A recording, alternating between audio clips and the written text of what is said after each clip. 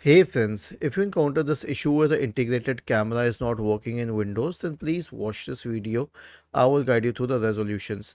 Now, a few solutions are application specific. For example, I will show it on Microsoft Teams, in which you need to make sure that you have selected the right camera. So click on these three dots here and select settings. Okay, and then you will have to find camera in the settings, and for example this is a camera. You'll have to change it to the default camera. Okay, like change it to the system camera.